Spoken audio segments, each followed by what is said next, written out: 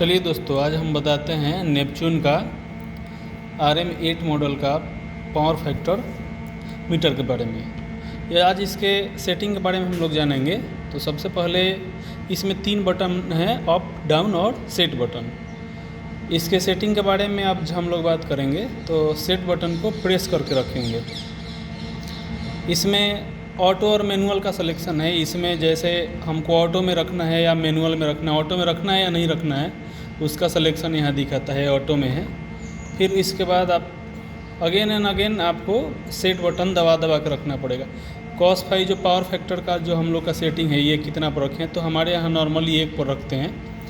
तो आप चाहे तो इसको 0.99 रख सकते हैं, लेकिन 1 रखिए ज़्यादा अच्छा है। उसके बाद हम लोग टाइम का देखते हैं। इसमें टाइम का मतलब क्या होता है कि पावर फैक्टर आपका जो भी सेट पॉइंट है, वहाँ आ जाने के बाद आपकी कैपेसिटर ऑन कितने देर में होनी चाहिए। तो इसका सेटिंग हम अपने यहाँ 15 रखते हैं। और इसी में एक और सेटिंग होता है कि कैपेसिटर बंद कब होना चाहिए। टाइम का जो ये है, इसमें देखिएगा आप, एक आएगा ऑफ टाइम, तो ये भी 15। इसका मतलब ये है कि जैसे पावर फैक्टर आप 1 सेट कर रखे हैं और ये पावर फैक्टर आपका लैगिंग में चलने लग गया, तो कैपेसिटर कट ऑफ कब होगा। तो इसका सेटिंग है 15 सेकेंड तक वो वेट करेगा और फिर बंद होगा या चालू होगा। उसके बाद नेक्स्ट सेटिंग में आएंगे हम लोग। नेक्स्ट सेटिंग है अपना स्टेप का। तो जितने स्टेप का आपका APFC होगा, उतना स्टेप आपको सेट करना पड़ेगा इसमें। आगे बढ़ते हैं। ये प्रोग्राम मोड है। प्रोग्राम मोड जनरली P5 के 5 में हम लोग सेट करते हैं। और इसका रेशियो डिपेंड करता है कि हमारा जो पावर फैक्टर है वो किस रेशियो में लगाए हैं, 5, 10, 15, 20 ऐसे लगाए हैं या पहले थोड़ा और कम का लगाए हैं। तो इसका एक श्रृंखला है, उसके हिसाब से ये वाला सेटिंग होता है। आगे बढ़ते हैं C और K के सेटिंग में।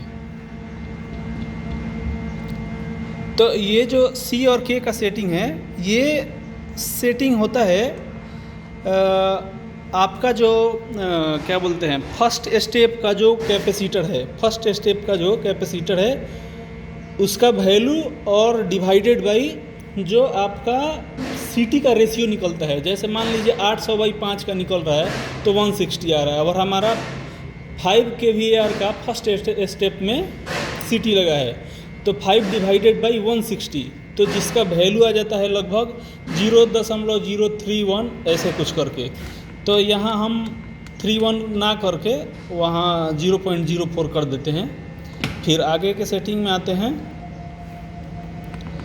अब हमारा यहाँ पूछ रहा है CT रेशियो, जो हमारा प्राइमरी साइड में 800 का है, उसको रख देते हैं। देखिए, यहाँ ध्यान देने वाली बात यह है कि यहाँ प्राइमरी की बात पूछ रही है, सेकेंडरी का नहीं पूछ रहा है। सेकेंडरी ऑलरेडी हम लोग C/K वाले में डाल दिए हैं, तो इसमें सेकेंडरी डालने की ज़रूरत नहीं पड़ती है। इस C/K में ये आपका वैल्यू डल गया होता है। फिर आगे बढ़ते हैं हम लोग। ओवर वोल्टेज अमूमन 475 पर 450 पर सेट कर सकते हैं। चलिए, ठीक।